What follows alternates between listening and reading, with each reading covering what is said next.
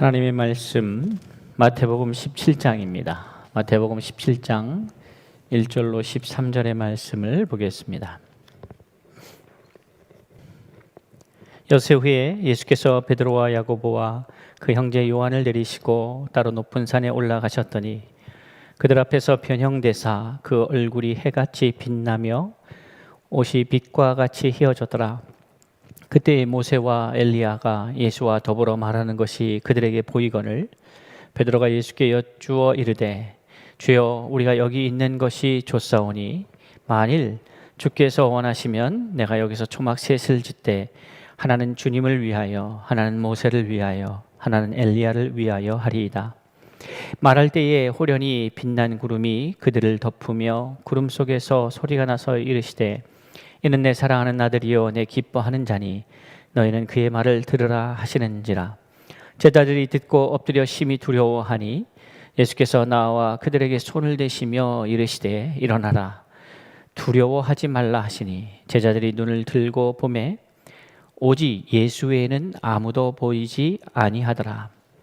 그들이 산에서 내려올 때에 예수께서 명하여 이르시되 인자가 죽은 자 가운데서 살아나기 전에는 본 것을 아무에게도 이르지 말라 하시니 제자들이 물어 이르되 그러면 어찌하여 서기관들이 엘리야가 먼저 와야 하리이까 하나이까? 예수께서 대답하여 이르시되 엘리야가 과연 먼저 와서 모든 일을 회복하리라.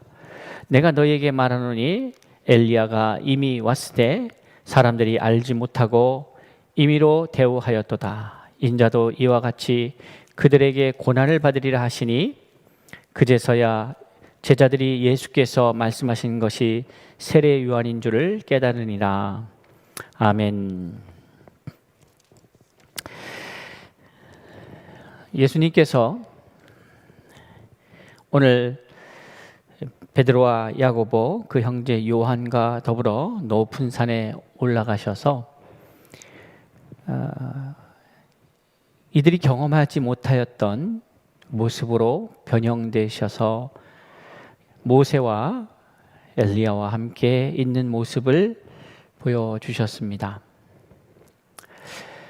이 사건으로 인하여서 베드로는 이런 세계가 있는가 하는 경험을 한 것이죠. 베드로의 예수를 향한 그 물음, 여기가 좋은데 만일 주님이 원하시면 내가 여기서 초막셋을 짓되 하나는 주님을 위하여 하나는 모세를 위하여 하나는 엘리야를 위하여 하리이다. 이제 이런 말씀을 하죠. 예수님의 마음은 어떠실까 이 생각을 하게 됩니다. 왜냐하면 이제 여러분이 잘 알다시피 지난주에 우리가 이 마태복음 16장의 말씀을 보면서 베드로의 이야기를 보게 됩니다. 예수님께서 이제 내가 십자가에 달려 못 박혀 고난받고 죽임을 당할 것을 그리고 그 이후에 3일 만에 살아나야 할 것을 제자들에게 말씀하시죠. 그것이 마태복음 16장 21절에 기록된 말씀입니다. 그것에 대해서 베드로는 22절에서 예수님을 붙들고 항변하여 이르되 이렇게 말합니다. 주여 그리 마옵소서 이 일이 결코 주께 미치지 아니하리이다. 예수께서 돌이키시며 베드로에게 이르시되 이 장면이 참 하나님 말씀을 보다 보면 그 현장에 감정이입이 되면 어떻게 보여지냐면 이때 이 말을 들은 예수님의 표정이 어땠을까? 예수님은 이제 우리가 잘 아는 바와 같이 그 뒤에서 나오는 것은 예수님이 되게 노하셔서 베드로를 향하여서 사탄아 내리로 물러가라 이렇게 말씀하시는 장면 아니겠습니까? 그럼 우리가 인식하는 예수님의 그 인자한 모습, 우리의 이미지 속에 각인되어 있는 그 예수님이 도대체 이 자기의 수제자라고 일컬어지는 그 베드로를 향하여서 어떤 표정으로 이 말씀을 하실까? 예수께서 이렇게 딱 돌이키시면서 어떻게 하셨을까? 정말 화가 나 있는 느낌일 텐데, 그죠? 이 제자 베드로를 향해서 사탄아 물러가라 할 때에 대단히 화가 나 있음을 느끼지 않겠습니까? 그 예수님의 그 진노가 느껴지죠. 그러면 자, 이 사건이 있은 다음에 엿새 후에 이렇게 기록되고 있어요. 그러면 이제 그냥 우리가 쉽게 말해서 한 일주일 전쯤에 일어난 일이에요. 이 이야기가. 그럼 일주일 동안 베드로는 어땠을까요? 여러분이 만약에 베드로의 위치였다면, 그래도 내가 제자들 중에서 그래도 최고 고참이고, 뭐 그냥 나이가 제일 많아서 고참이 아니죠. 그냥 자기 딴에는 수제자고 내가 주를 위해서는 생명도 아끼지 않겠다고 그러는 판에 사람들도 베드로 뭐 그래, 하나님이 또 예수님이 또 사랑하시고 가까이 두시는 제자 맞자. 그런데 그렇게 다른 사람들 앞에서 창피당한 것이지 않겠습니까? 심지어는 그 창피의 내용이 너 왜 이렇게 게으르냐? 너 왜 이렇게 불성실하냐? 이 문제가 아니고 사탄아 이렇게 말하고 있단 말이에요. 그러면 이 베드로, 소위 말하는 이 제자 세계에서의 자기 정체성, 와, 예수님 선생님한테 사탄이라는 소리를 들은 이 베드로의 입지는 어떨까? 그러니까 일주일 동안 베드로는 어떤 심정으로 그 일주일이 지나가고 있는가? 여러분 어떠실 것 같습니까? 근데 이제 엿새 후에 이런 사건이 일어나면서 제가 이제 베드로의 마음을 이렇게 생각해 보면 베드로는 참 뒤끝이 없는 사람 같다, 이런 생각이 듭니다. 그렇게 생각이 많은 사람 같지도 않아 보이는 거예요. 그러니까 그렇게 창피를 당했고 하면 자숙하든지 아니면 좀 화가 나 있든지 뭔가, 아니면 도대체 예수님 왜 그러십니까? 제가 뭘 잘못했는데요? 해서 그 이유를 좀 소상히 알든지 뭐 해야 되는데 특별히 뭐 없어요. 그리고 그냥 엿새가 지나갔어요. 그래서 예수님께서 베드로, 야고보 형제 요한을 데리고 또 역시 따로 데리고 갔어요. 놀라운 일이 벌어집니다. 와, 세상에 이런 일이 있을까? 그 얼굴이 해같이 빛나며 옷이 빛과 같이 휘어졌다. 그러니까 전에도 후에도 보지 못했던 놀라운 광경을 경험하게 됩니다. 게다가 모세와 엘리야를 본 거예요. 근데 여러분 이 지점에서 참 재밌지 않아요? 베드로하고 야고보와 요한은 이 엘리야와 모세를 본 적이 있습니까? 없습니까? 본 적이 없잖아요. 사진이 있어요? 뭐가 있어요? 뭐 자료 영상이 있어요? 아무것도 없습니다. 그러니까 세 사람이 나타났을 때에 이게 베드로인지 모세인지 이 엘리야인지 모르지요. 어떻게 알았을까요? 여러분 생각에는? 네?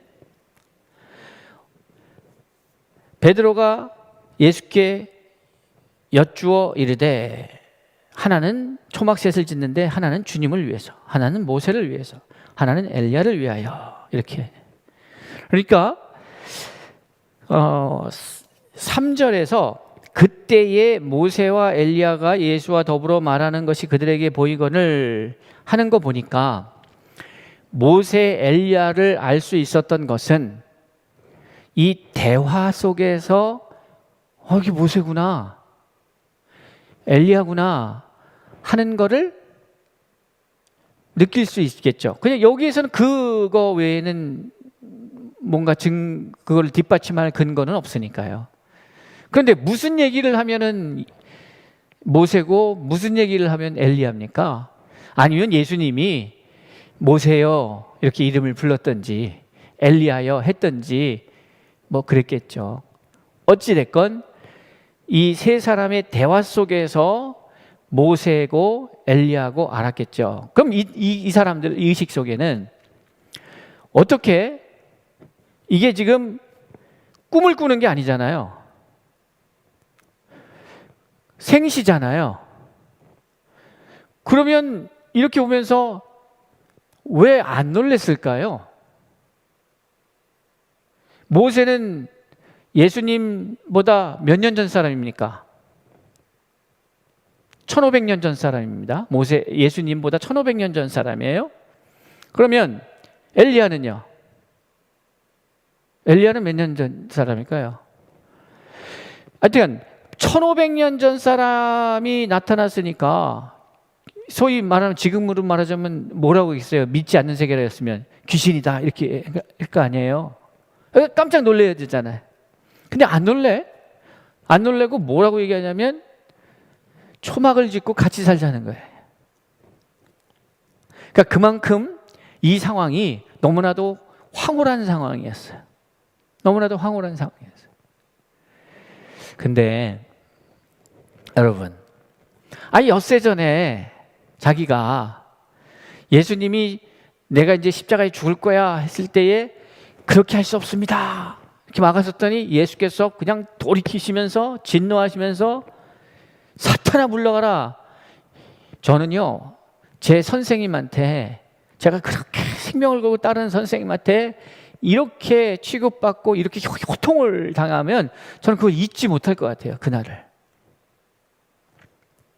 그게 무슨 말씀을 드리는 거냐면 분명히 예수님은 내가 십자가를 져야 가야 된다, 고난을 받으러 가야 된다 라고 그렇게 말하는데 여기 와갖고 좀 변형되고 뭐 모세 나타나고 엘리야 나타나고 신기한 일을 경험하니까 금세 그거 잊어먹었어요.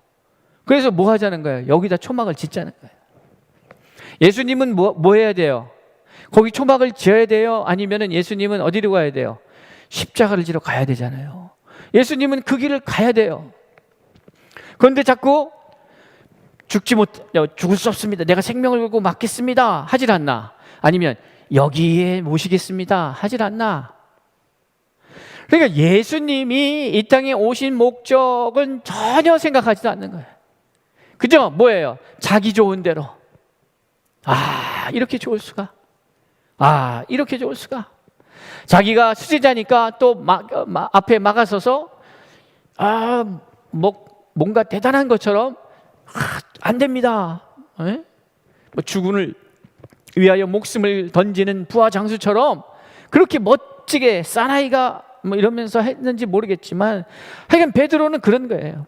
엿새 전에도 전혀 감 못 잡고 예수님은 십자가를 지러 가야 된다, 이것이 내 운명이다, 이것은 내 십자가야, 내가 지어야 되는 거야, 내가 지어야만 너희들이 사는 거야, 아무리 외쳐도 안 듣는 거예요.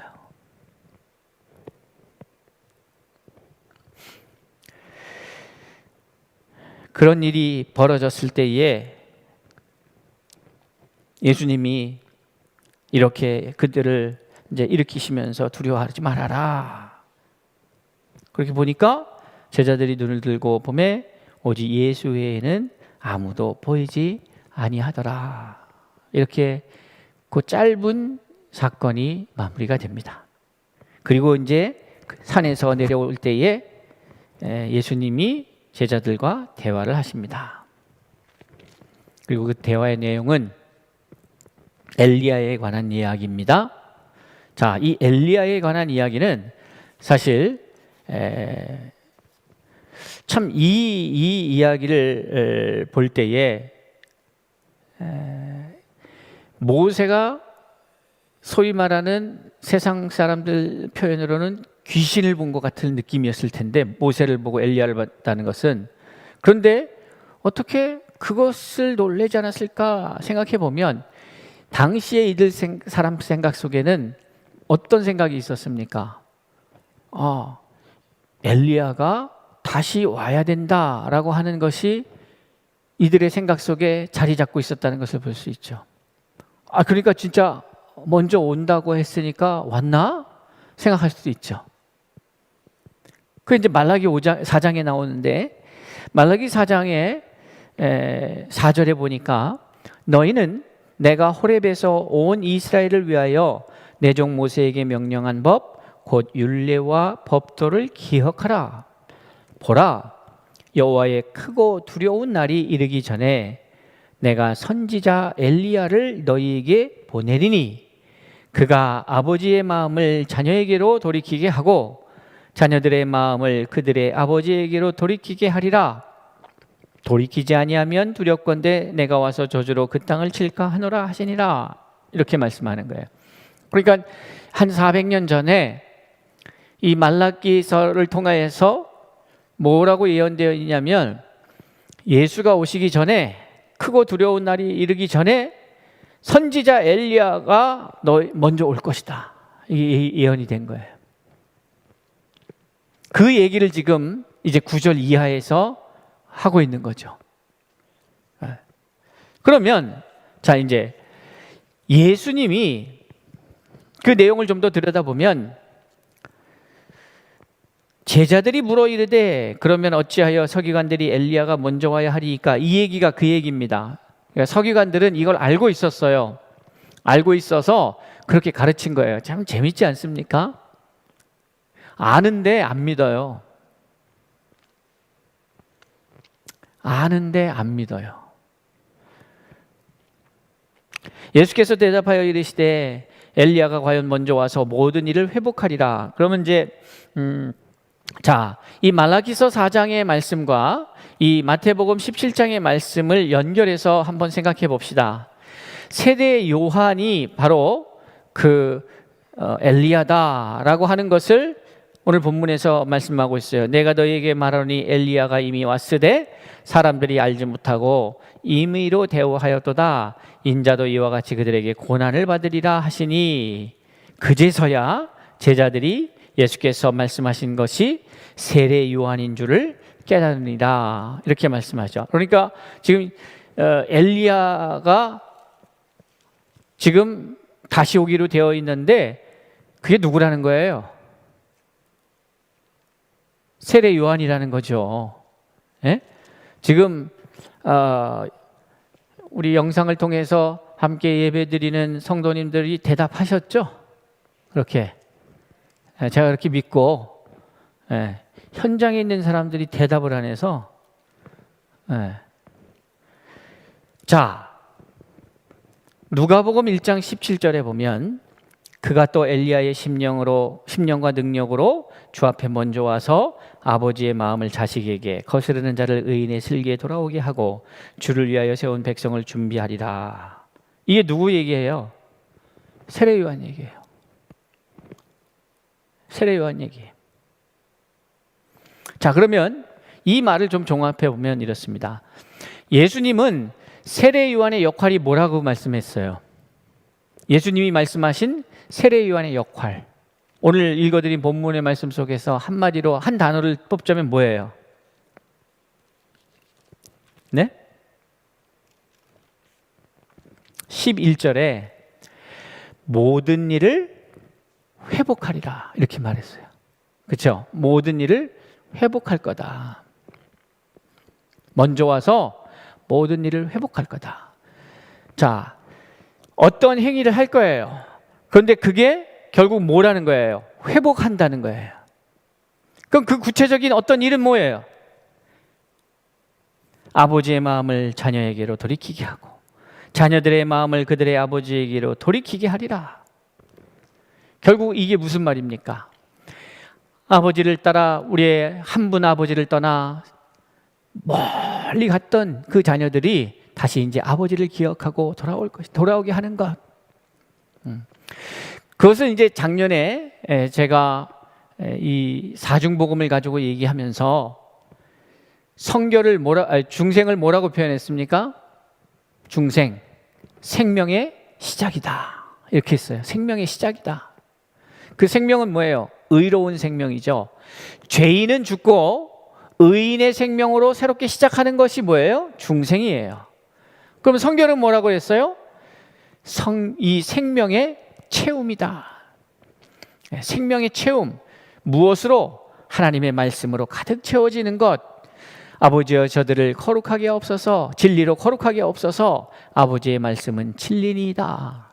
그러니까 우리를 거룩하게 하는 것은 진리의 말씀이 가득 채워질 때에 우리가 거룩하여지고 성결하여진다는 거죠. 자, 그 다음 단계로 뭐가 넘어갑니까? 그렇게 생명이 태어나서 자라서 채워져서 어느 시점에 이르렀으면 이제 뭐가 나타나는 거예요? 생명의 열매들이 나타나요. 그 생명의 열매를 말하면서 제가 다른 단어, 한 단어를 사용했습니다. 뭐예요? 부흥이다 그랬어요. 부흥. 그러니까 우리가 생각하는 부흥은 막, 저도 어렸을 때 보면 북치고, 예전에 저 어렸을 때는 이런 드럼을 못 쳤어요, 교회에서. 그리고 제가 되게 나이 든 사람처럼 얘기하는데 그건 아닌데, 그러니까 우리나라가 이렇게 막 드럼을 치고 전자악기가 들어와서 예배하는 데가 이렇게 오래됐지 않았단 말이에요. 무슨 부흥회 때 제 기억으로 저도 그걸 뭐라 그래요? 북을 치는 이거 뭔 이름은 모르겠네. 북 치는 그 도구를 제가 잡아서 저도 쳐본 적이 있는데, 부흥회 때. 여러분 기억나시는지 모르겠네. 이만한 북이 있어요. 그 놓고 탁 치는 거예요. 그렇게 했어요, 부흥회를. 근데 그 부흥하면은 우리는, 특히 성결교단은 부흥이 특징이에요. 부흥하면 뜨겁게 기도하고 거기 막 병든 자도 치유받고 뭐 이런 기적과 이적이 나타나는 현장이었단 말이에요. 말씀이 있고 회개가 있고 눈물이 있고 부르짖음이 있었던 그 자리예요. 그런데 제가 부흥이라는 말을 쓸 때에 제가 부흥을 어떻게 정했냐면, 그 신유죠, 신유를 생명의 열매, 부흥 이렇게 표현했는데, 부흥이 뭐예요? 세 가지로 나눴습니다. 부흥을. 하나는 첫 번째 뭐예요? 회복이죠. 회복. 그러니까 어긋난 것이 바로 서야 되는 거예요. 엇나간 것이 바로 서야 되고, 이렇게 파인 것은 메꿔야 되는 거고, 이렇게 볼록 튀어나온 것은 뭐예요? 두들겨서 바닥을 고르게 가야 돼요. 회복하는 거예요. 근데 회복이 목적이 아니에요. 회복은 바로 무엇으로 연결되어야 되냐면 누림으로 가야 되는 거지. 내가 회복된 심령은 내 안에 기쁨이 충만해지는 거예요. 그리고 하늘의 축복을 누리게 되는 거예요. 그러니까 기쁨이 회복되고 내 안에서 하나님의 역사들을 경험하게 되고 누리게 되는 거죠. 복을 누리게 돼요. 그런 다음에 넘어가는 단계가 뭐예요? 넘칩니다. 그러니까 기독교 신앙에 있어서 매우 중요한 게 뭐냐면요, 내 안에서 생수의 강이 터져서 흘러 넘치는 거예요. 그래서 흘러가는 거예요. 우리는 사역을 이렇게 물 퍼서, 담수를 퍼서 뿌리는 게 아니에요. 주는 게 아니에요. 이 안에서 뭐가 터지는 거예요? 샘물이 터지는 거지. 마르지 아니하는 샘물이 터지는 거지. 그러니까 주의 일하다가 번아웃 된다 그러죠. 그러니까 지치는 거예요. 다 소진된다. 주의 일을 열심히 하다가 우리 목사님들 많이 쓰시는 말씀 중에 하나가 번아웃 됐다, 이 소진됐다라는 말을 표현해요. 그런데 그렇지 않아요. 소진되면 안 되는 거예요.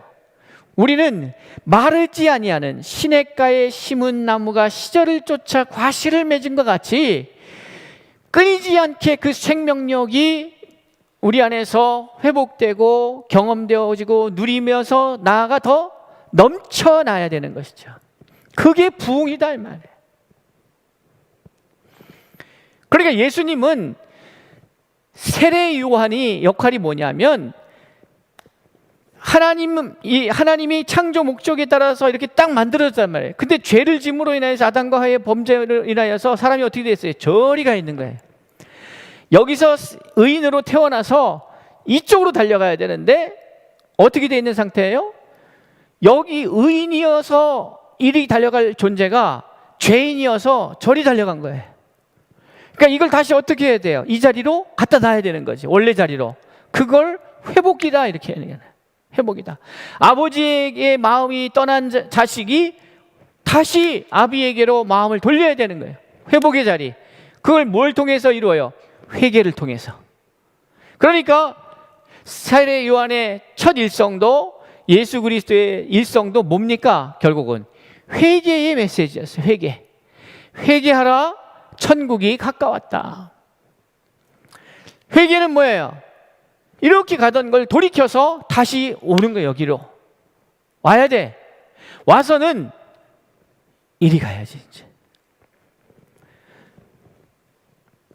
예수님은 세례 요한의 역할을 모든 것을 회복할 것이다 이렇게 얘기하는 거예요. 어긋난 것, 어그러진 것, 잘못된 것이 다시 원위치. 이 원위치라고 하는 것은 원래 창조 목적에 맞는 의로운 하나님의 사람으로 다시 태어나는 거예요. 그러면 그때부터 다시 이제 자라가고 준비되어 가는 거예요. 자, 그 얘기를 하고 계시는 거예요.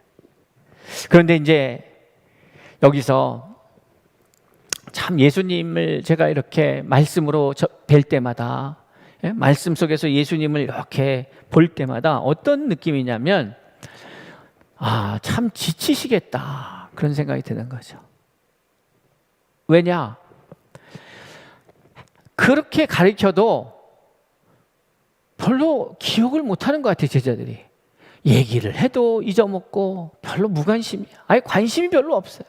예수님이 온 마음을 다해서 집중하는 그 사안에 대해서 제자들은 아무 관심이 없는 거예요.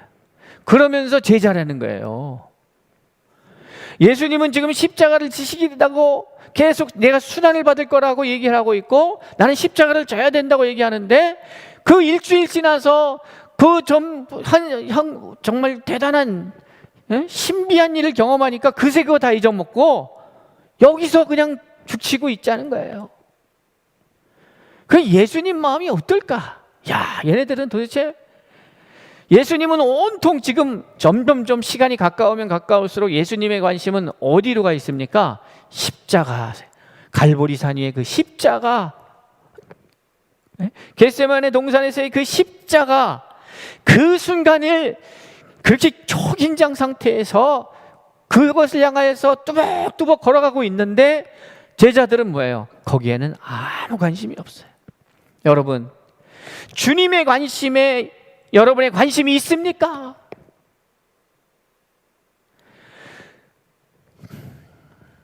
지금도 주님이 관심을 갖고 지켜보는 사안에 대해서 과연 우리도 관심이 있느냐 이 말이에요.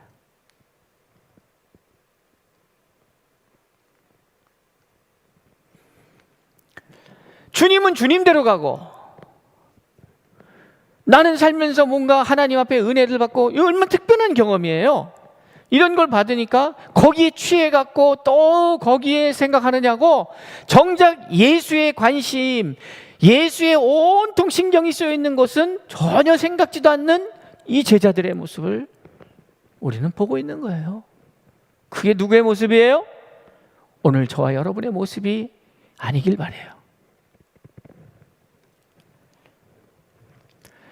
예수님은 계속해서 이 마태복음의 말씀을 쭉 오면서 이야기하는 게 뭐냐면, 구약 시대의 사람, 그러니까 죄사함을 받지 못하고 예수 그리스도가 아직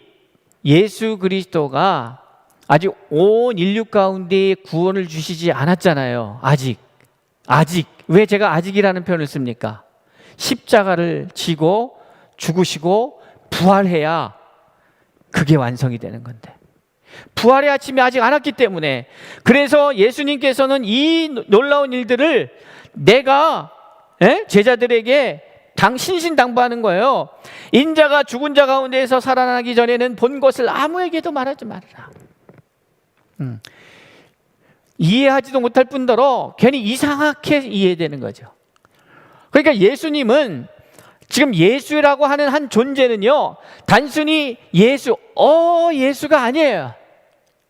그러니까 이 예수는 그냥 그 당시에 2000년 전에 팔레스타인의 노총각 예수가 아니에요. 그렇게 보면 안 되는 거예요. 그 역사적 예술도 우리는 봐야 합니다. 그건 매우 중요한 의미입니다. 그건 나중에 한번 기회 있으면 또 얘기하겠어요. 역사적 예수도 매우 중요해요. 그런데 그것만큼 또 중요한 부분이 뭐냐면, 하나님의 아들의 개념이에요. 죄 없는 자로서의 모습이에요. 그것은 저와 여러분의 모습이어야 하는 거죠. 그러니까 예수님은 그 모세, 위대한 모세, 엘리야 뭐 다 좋다 이거예요. 그래도 세례 요한보다 못하다 말이야. 근데 세례 요한의 역할은 뭐냐? 회복하는 데 있는 거다. 회복은 진짜를 시작하기 위해서 준비 단계예요. 준비가 Are you ready? 하는 거지. 준비됐어? 왜? 하나님은 인간을 만드시면서 인간을 향한 기대를 갖고 계셨어요. 계획이 있으셨어요. 그래서 그에 걸맞게 만드셨어요. 하나님의 기대가 인간의 몸속에 다 있는 거예요. 인간을 그렇게 만드셨기 때문에 그렇게 하라고 말씀하신 거예요. 그런데 이거를 죄로 인해서 다 잃어버렸으니 다시 이것을 시작하기 위해서는 다시 원지치 회복시켜야 돼. 거기까지가 누구의 역할이에요? 그게 세례 요한의 임무예요. 그러면 예수의 의미는 뭐냐? 그는 흥하여야겠고 나는 쇠하여야겠다. 쇠하여야 할 그 세례 요한 역시도 역사적 세례 요한만을 보지 말고 그 세례 요한의 의미가 무엇인지를 봐야 하는 거지. 더불어 예수도 예수의 의미가 뭐냐 이 말이에요. 오늘 또 그 얘기를 우리는 여기서 발견하게 되잖아요. 예수만 봐라. 예? 예수만 봐라. 이렇게 말씀하시면서 5절에 말할 때에 호련히 빛난 구름이 그들을 덮으며 구름 속에서 소리가 나서 이르되 이는 내 사랑하는 아들이요 내 기뻐하는 자니. 이렇게 말씀하는 거예요. 여러분이 누구예요? 여러분은 누굽니까?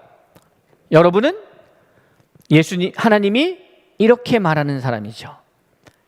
이는 내 사랑하는 아들과 딸이요 내 기뻐하는 사람이다. 네? 하나님이 여러분을 향하여 이는 내 사랑하는 자녀요 내가 기뻐하는 사람이다. 이걸 믿을 수 있어야 해요. 그러면 저와 여러분은 세례 요한과 동급이 아닌 거예요. 이것을 마태복음에서 지금 예수님께서 계속 반복적으로 말하는 거죠. 너희가 바리새인들과 사두개인의 누룩을 본받지 말아라. 그의 교훈을 본받지 말아라. 그 교훈 안에 갇혀있는 그 사람, 세례 요한에 갇혀있는 그 깨달음을 벗어나야 된다. 회복했으면 이제는 달려나가야 되지 않냐. 앞으로 가야지. 그 얘기를 하시는 거예요. 성도 여러분, 예수 외에는 보이는 게 없다.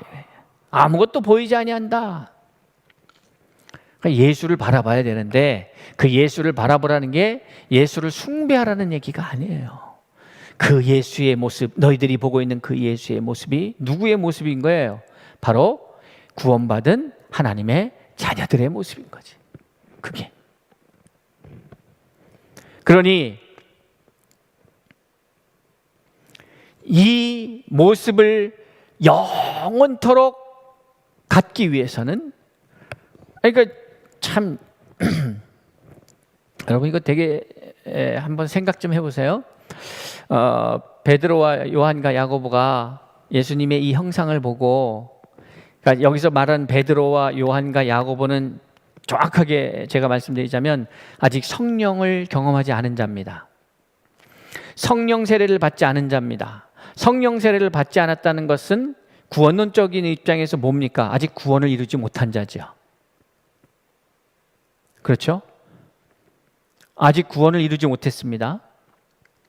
자, 그런 사람들의 관점, 그런 사람들의 사고 방식, 그런 사람들의 한계, 이게 세례 요한이에요. 아무리 능력이 많고 아무리 역사를 나타내고 아무리 대단해도 그 한계가 있는 거예요. 근데 우리는 누구냐? 이게 여기에 속한 존재가 아니라 이제는 예수에 속한 존재가 된 거예요. 전혀 다른 존재. 자, 그런데 아무리 이렇게 좋은 데 가서도 여러분 생각에 베드로와 요한과 야고보가 며칠이 지나면 그래? 좋아? 초막셋을 한번 져봐. 자기들 위해서는 짓지도 않대. 겸손하지. 근데 나중에는 만약에 제가 예수라면은 야 그래도 니들을 위해서라도 져. 1인 1실이 안 되면 3인 1실 해갖고 그냥 방 크게 져서 그냥 셋이 있어. 그렇게 해도 해주실 것 같지 않아요? 자, 그러면 며칠이나 가겠어요? 여기서 이 황홀함이. 율법에 갇힌 세례요한 이전의 세대, 지금 시대적으로는 우리는 세례요한 이후의 세대지만은 우리의 영적인 수준이나 의식이나 우리의 생각은 아직도 율법에 갇혀 있는 세대라면 며칠이 지나면 이 사람들이 실증을 낼까요? 이거 오래 안 갑니다. 오래 안 가요. 그러니까 우리가 어떤 거냐면 신앙생활 하면서 그 수준에 갇혀 있으면 여기서 기적도 경험하고 역사도 경험하고 막 은혜도 경험하고 막 해요. 그런데 이게 며칠 못 가요. 거기에 갇혀 있으면 며칠 못 가요. 그런데 거듭나고 예수 그리스도께서 이제 십자가를 지시고 부활하시고 새로운 존재로서 그 존재로서 계시며 그것을 믿음으로 말미암아 우리도 또한 하나님의 자녀가 되는 권세를 입고 그런 의로운 자가 되는 순간 어떤 일이 벌어지느냐?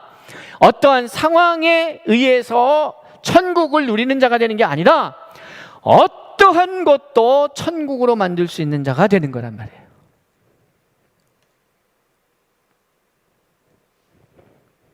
예수님이 그걸 말씀하시는 거예요.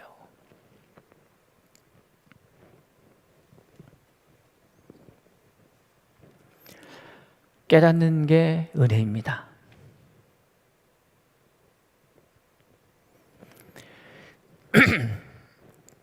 산상수훈에서 팔복을 제가 뭐라고 말씀드렸어요? 믿음의 8단계라 그랬어요. 그래서 마지막 8단계가 우리가 육신을 입고 이 땅에 사는 동안에 최고의 경지입니다. 믿음의 경지.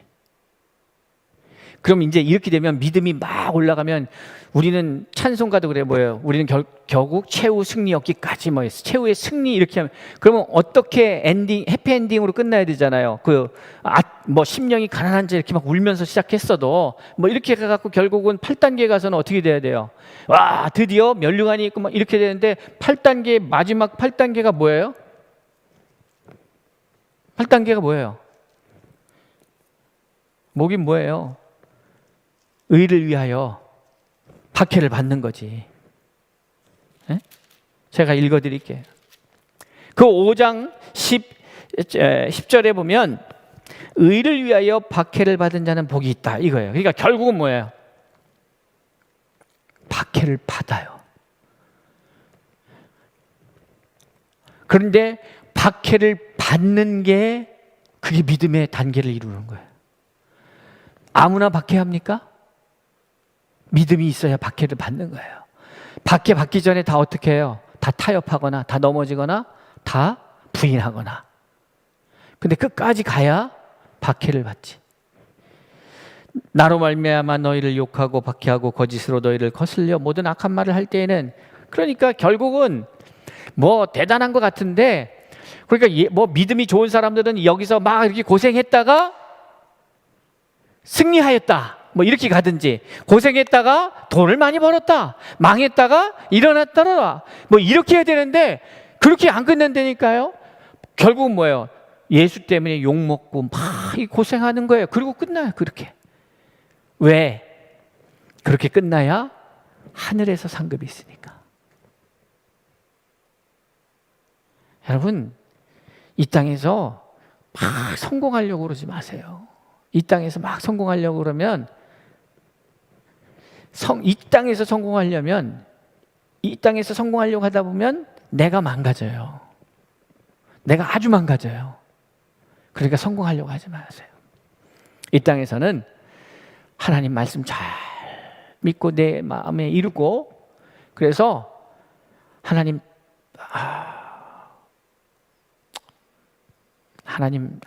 제가 할 일 다 했으면 그냥 빨리 데려가세요. 그게 제일 좋아요. 근데 여러분 내일 또 아침을 맞이하실 거잖아요. 그 이유가 뭐냐? 또 기회 주시는 거예요. 하나님이 여러분에게 맡겨진 사명이 반드시 있다니까요. 근데 그 사명을 모르고 자꾸 또 엉뚱한 일을 하니까 하나님이 착해서 그래. 마음이 참 선하신 분이야. 예수님이 말씀하신 것처럼 왜 나를 누가복음에서 선하다고 하느냐. 누가복음 18장에 선한 분은 아버지 한 분뿐이다 이렇게 얘기하세요. 참 선하신 분 같아요. 기다리시니까 또 기회 주시고 인내하시고 참아주시고. 사랑하는 성도 여러분, 세상의 눈으로 그 영광스러운 자리를 보면서 우리는 그 자리가 지금 예수가 서 있을 자리가 아니라는 사실을 인식해야 합니다. 그게 영안이 열린 거예요. 아, 이런 게 있구나. 이 이후에 예수께서 부활하시고 우리가 받을 함께 누릴 영광이구나. 자, 이제 봤으니까 힘내자. 아, 이제 우리 십자가 지러 가도 절망이 아니구나. 이러고 내려와서 주님, 제가 엿새 전에 주님 막았던 거는요, 제가 몰라서 그랬어요. 저는 이렇게 가면은 다 끝나는 줄 알았어요. 다 패배하는 줄 알았어요.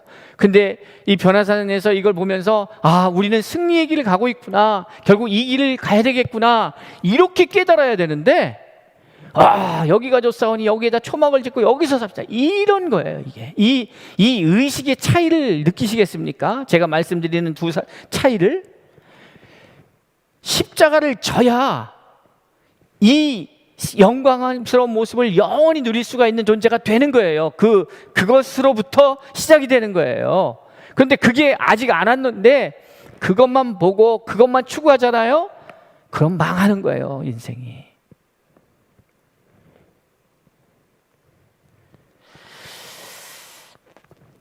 예수님은 계속해서 하나님의 아들, 딸들이 누리게 될 것들을 친히 겪게 될 것들을 친히 겪어가시고 보여주시고 계셔요. 그리고 오늘 특별한 은혜를 경험하게 했는데 이것은 반드시 십자가의 고난을 겪은 후에 누리게 될 것이지 십자가 지기 전에 여기 빠져서는 안 되는 거예요. 우리가 신앙생활하면서. 그러니 여러분, 주를 위하여 욕을 먹는 게 복입니다. 의를 위하여 핍박을 받는 자가 복이 있는 자입니다.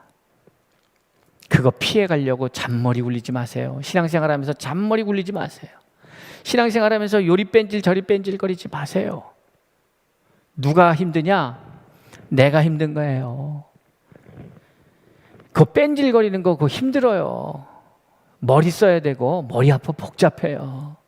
그냥 우직하게 믿음으로 나아가야 되는데 자꾸 머리 쓰니까 머리 아파요. 머리 쓰는 성도가 아니라 마땅히 가야 할 길을 두벅두벅 걸어갈 수 있는 그런 믿음의 사람들이 됩시다. 예수의 영광만을 탐하는 자가 아니라 예수와 함께 영광의 자리로 나아가는 자, 그 과정 속에서 각자의 십자가를 기꺼이 기쁨으로 지는 자, 그것이 코디엠교회와 서울충신교회의 성도의 모습일 수 있기를 바랍니다. 기도하겠습니다. 아버지 하나님, 참으로 어려운 말씀입니다. 그러나 반드시 기억하며 실행해야 할 말씀이기도 합니다. 주님, 힘주세요. 감당할 수 있도록 은혜 베풀어 주세요. 예수님의 이름으로 기도합니다. 아멘.